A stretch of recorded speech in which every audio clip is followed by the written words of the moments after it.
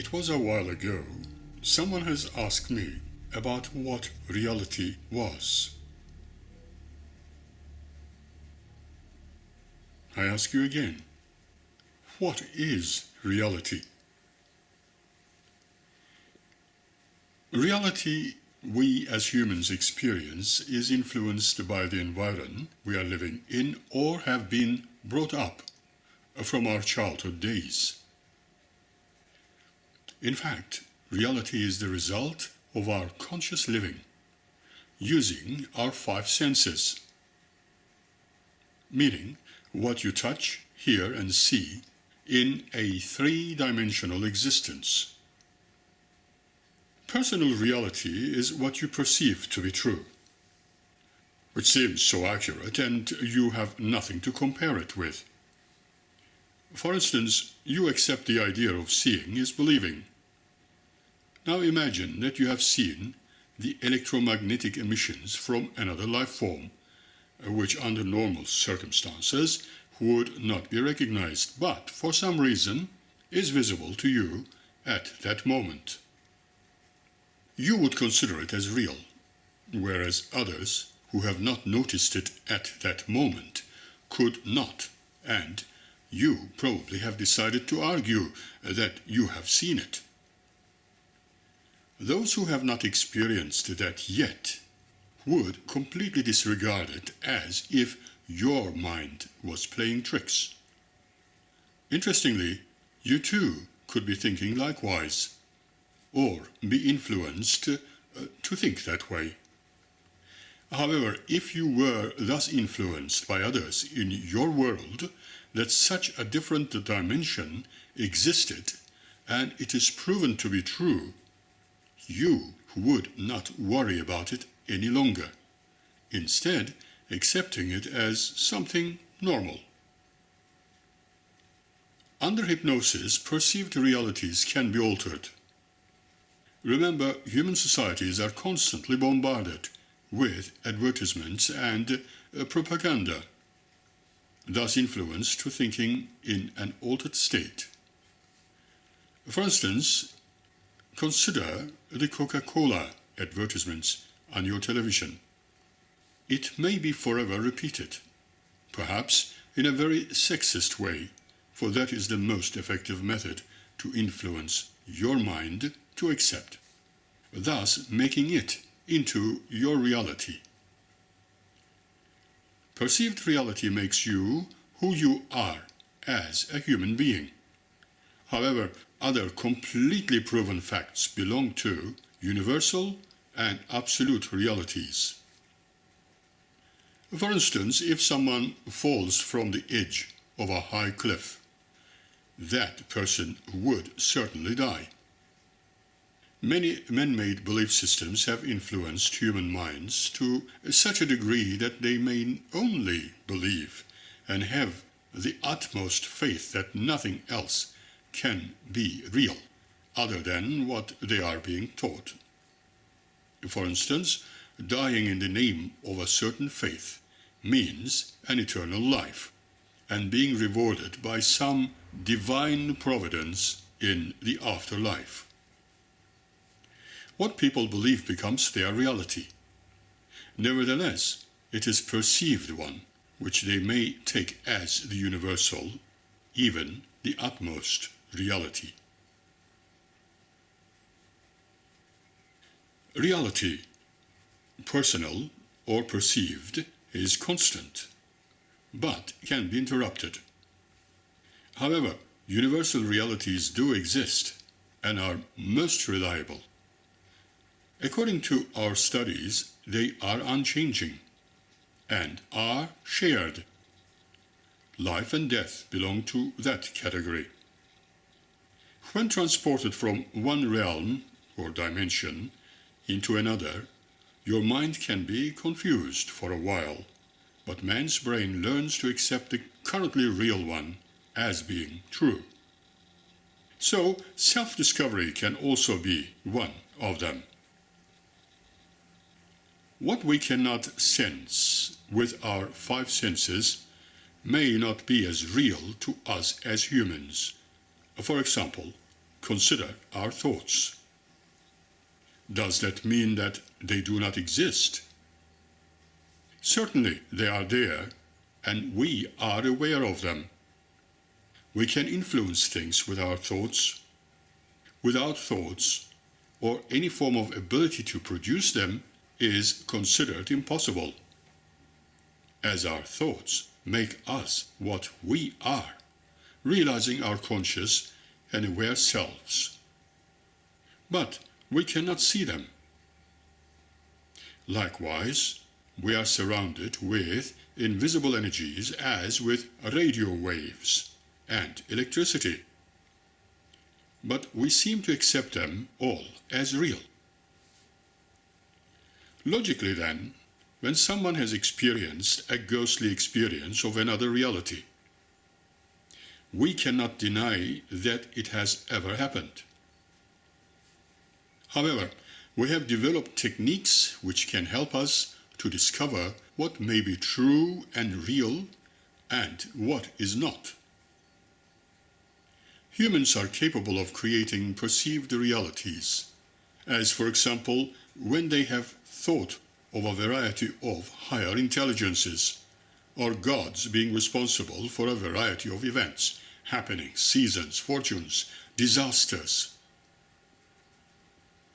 Could it be that perhaps such realities which people perceive are the result of their thought creations, flavored by their own needs, passions, fears, and joys in that form, since, remember, thoughts are things? Conceptual reality is perceived, whereas actual reality can be universal. Reality is an intelligent conversation with the universe. We all, every one of us, are part of something really, really big, living in a very generous universe of possibilities. We search and wonder about why we, behind the curtain of unknowns in our lifetimes, are groping in the dark. For we are indeed in the dark. Many books written ages ago enlighten us not, as they were meant to do, for man's greed and hunger for power has spoiled that too. Man's ideals, fears, and fantasies have certainly colored his thoughts, because he is a thought. But man is nevertheless the inventor of his self by being who he is.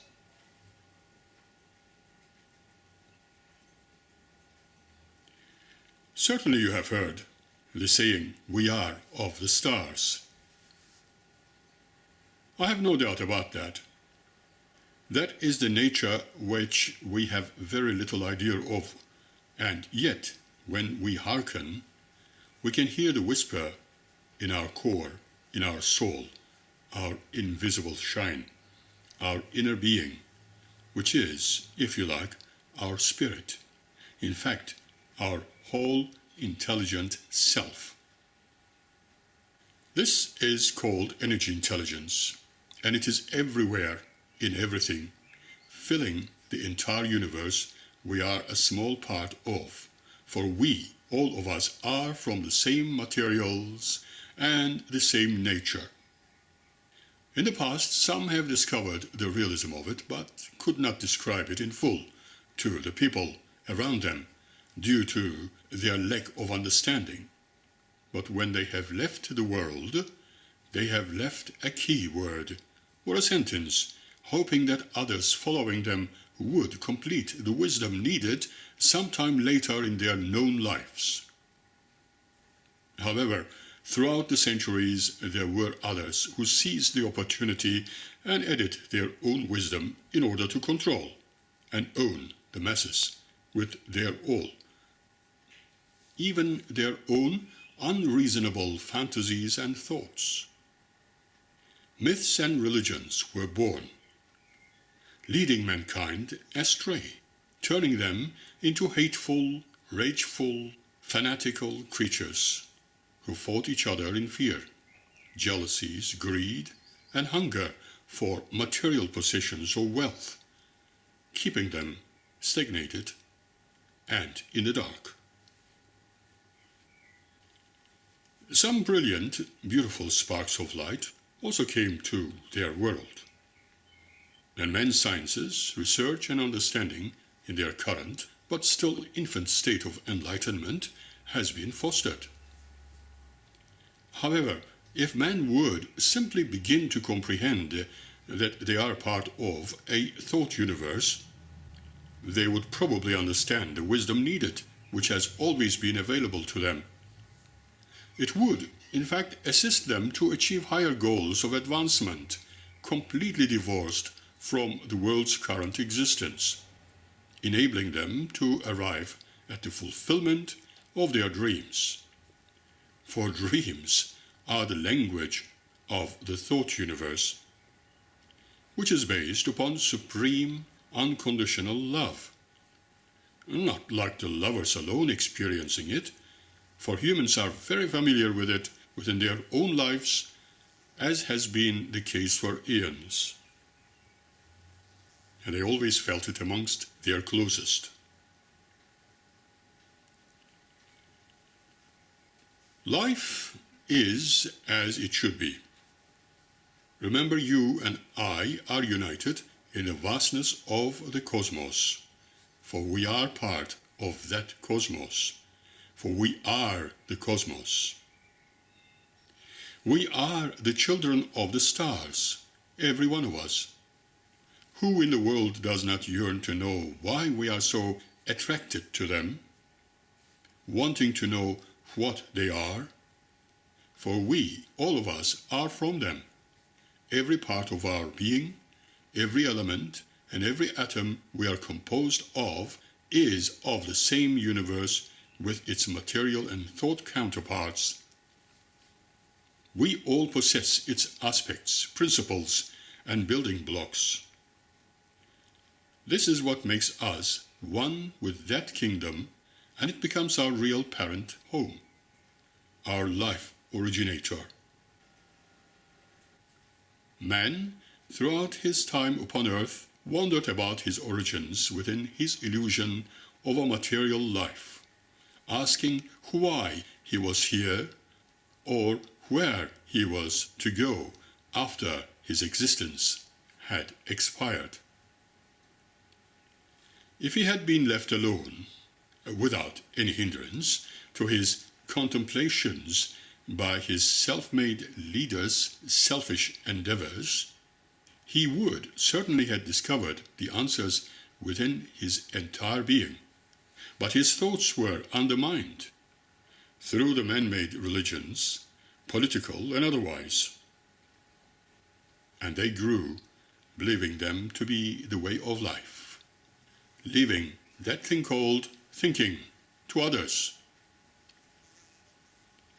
At least some smart leadership could let them be, but as history shows, they have been led like the cattle in the fields.